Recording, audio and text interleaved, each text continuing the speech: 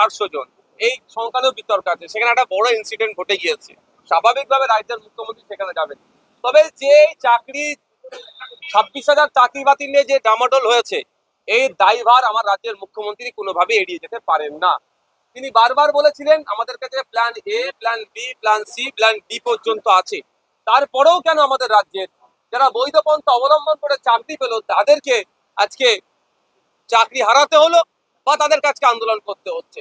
মানবিক মুখ্যমন্ত্রী group C group D এর জন্য আলাদা করে ভাতার ব্যবস্থা করে দিয়েছিলেন, কিন্তু এখন তাদের ডিমান্ড, এই যে সমস্ত বৈধ শিক্ষাগুলো চাকরি পেয়েছে, ডিমান্ড এখন অল্প কয়েকটা ডিমান্ড। তার মধ্যে একটা ডিমান্ড হচ্ছে যে ফর্ম ফিল আপ শুরু হচ্ছে ওটাকে 1 মাস পিছিয়ে দেওয়া হোক।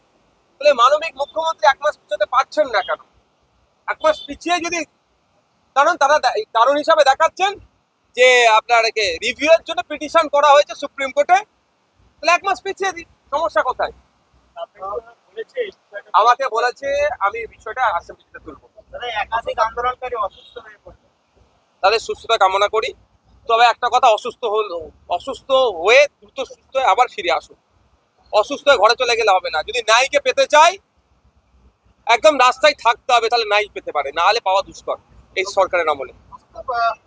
মুখ্যমন্ত্রী আজকে অধিবেশন হাউসের ভেতরে পুশব্যাক কথাটা বলেছে এবং সম্প্রতি দেখা গেছে বাংলার বার্তা এবং মুর্শিদাবাদের দুজন পরিযায়ী তারা মহারাষ্ট্রে গেছিলেন এবং মুম্বাইতে গেছিলেন, এবং মহারাষ্ট্র পুলিশ তাদের বাংলা ভাষায় কথা বলার কারণে পুশব্যাক করে বাংলাদেশে পাঠিয়ে বাংলা ভাষায় কথা বলার একটা অপরাধ।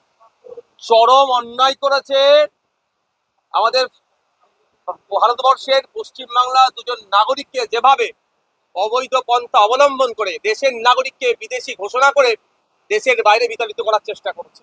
আমরা তীব্র নিন্দা ধিক্কার জানাচ্ছি। মুখ্যমন্ত্রী শুধু বিধানসভার মধ্যে দাঁড়িয়ে পুশব্যাক করেছে কেন, এই নিয়ে চর্চা তো করবেন উনি, ওরা রাইট আছে। সাথে সাথে আমাদের দেশের কনসার্ন ডিপার্টমেন্টের সাথে কথা বলে জবাবদিহি করা দরকার, কড়া ভাষায় বলা দরকার যে পশ্চিমবাংলার মানুষ বাংলায় কথা বললে, ত্রিপুরার মানুষ বাংলায় কথা বললে তাদেরকে কোনো মতেই যে বাংলাদেশি বলে দেখে দেওয়া হচ্ছে, এটা বন্ধ করতে হবে। এই পুশব্যাক এই বলে পশ্চিমবাংলার নিরীহ নাগরিককে চমকানো, ধমকানো, আতঙ্কে রাখা বন্ধ করতে হবে। এটা কড়া ভাষায় মুখ্যমন্ত্রীকে জবাব দিতে হবে। শুধুমাত্র এখানে অ্যাসেম্বলিতে বলে চুপ করে গেলে হবে না। দেখুন, এই বিষয়ে দেশের রাষ্ট্রপতির কাছে আমি জানাবো। অলরেডি প্রিপারেশন চলছে যে এই ধরনের ঘটনা ঘটছে, বাংলা ভাষায় যারা কথা বলছে বিভিন্ন রাজ্যে তাদেরকে বাংলাদেশি বলে দমন পীড়ন হচ্ছে। কদিন আগে দেখছিলাম সেই সমস্ত স্টেটের পুলিশ তাদেরকে ডিস্টার্ব করছে, কোনো জায়গায় মারধরের শিকার হচ্ছে। এখন আবার দেখছি পুশব্যাক করা হচ্ছে, এটা বন্ধ হওয়া দরকার। Thank you.